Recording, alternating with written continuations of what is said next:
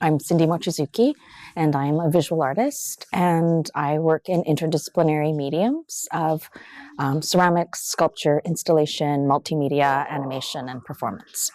So for this, the artwork that is here at the Gibsons is called Arboreal Time, and it is a semi-permanent installation which I received as a special commission in March.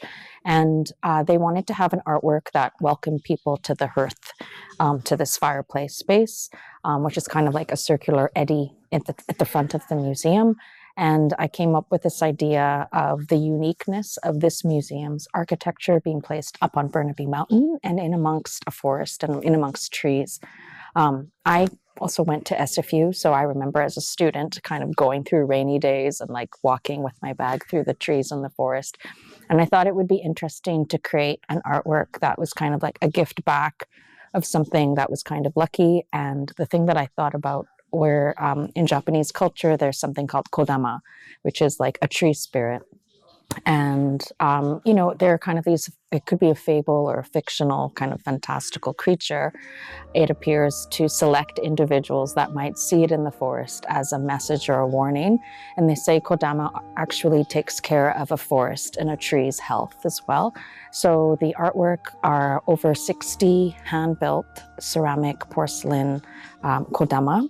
There's all different types and kinds. And then I worked with a Japanese woodcarver, Minoru Yamamoto, who did shinsugi pine charred wood.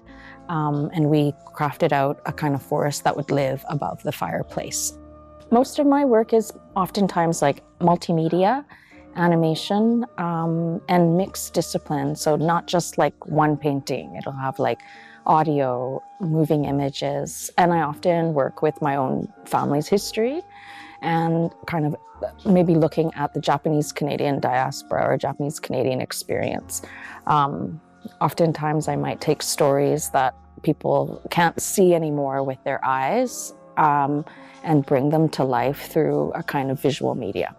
I have a show at ACT in Maple Ridge, and that work is called Ichigo Ichie, which is the Japanese word for like for once in a lifetime. And that work looks at a body of work that I did of Japanese Canadian berry farmers that had farms across the Fraser Valley before the war. And that work has puppetry and installation and animation and prints. And that is kind of a significant work because also my grandparents had a Japanese Canadian strawberry farm before the war in Langley. So it's a big body of research, and it was really nice to bring it back to that community, which was originally called Haney at one point and had over 230 berry farms. Currently, right now, at the Vancouver Art Gallery is an exhibition called Enemy Alien on Tamio Wakayama, who is a Japanese-Canadian photographer who's now passed. And my film, Between Pictures, The Lens of Tamio Wakayama, is part of that installation, which is a retrospective of his black and white photography from the civil rights movement in the US all the way to the history of their origins of Pell Street and Pell Street Festival. And so that's a 90-minute film, documentary film that looks at his life. And I've taken an adaptation of his memoir to kind of tell his story, which is quite unique because he's a Japanese-Canadian photographer. Their family went through the internment, was interned in Tashmi, and then they were exiled to Chatham after. And then from Chatham, he decided, I'm going to quit school and I'm going to help and join the civil rights movement in the Deep South. And it kind of takes him that experience to think about his own family's history and come back to the West Coast. So I was interested in that story. The film is a combination of hand-painted watercolor animation, and there's interviews with his colleagues and friends through different chapters of his life. So I'm Yonsei, which is fourth generation Japanese-Canadian. My father, I guess it's called Kika Sansei, so he's born in Langley, but their family was interned during the war. And then basically when the internment was over and they were released from the camps, the Japanese Canadian had two choices. You can go east of the Rockies or paid way to Japan. And so my dad's family picked that because my Oji-chan was a Japanese national, and so he had roots there. My obachan was Nisei. And so they lived in Fukuoka and Shizuoka, probably up till the late 1950s. And then each of them came back. So my 4 aunts, my uncle, my dad came back. Eventually my grandparents came back and started their life in Vancouver, in East Vancouver.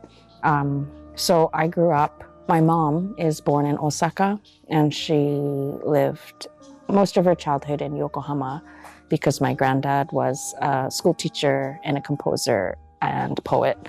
And so as I would mention earlier, I kind of existed between both the cultures, Japan and Japanese Canadian, and between the 2 languages also. So I'm always intrigued about that. It's a unique experience because I'm 4th generation, but with ties to Japan in a complex way.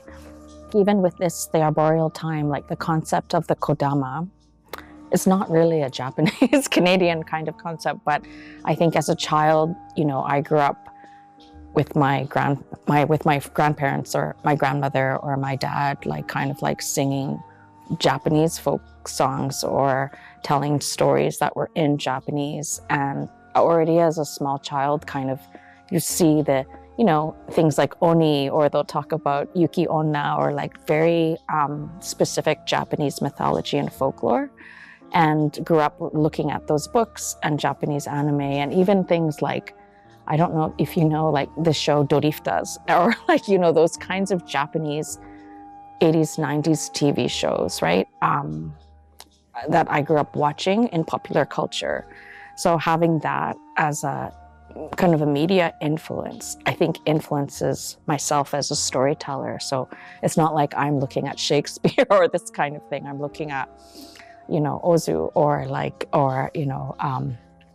Murakami, or other kinds of Japanese kinds of storytelling, literature, and forms. And I think also different styles in that way. And I hadn't gone to Japan since I think my first visit must have been, I think, around 2014 or so, I think. And to go there, I think something in me kind of woke up to be like, oh, I have a really strong connection to this place that I have never been to before, even if I'm 4th generation and born in Canada.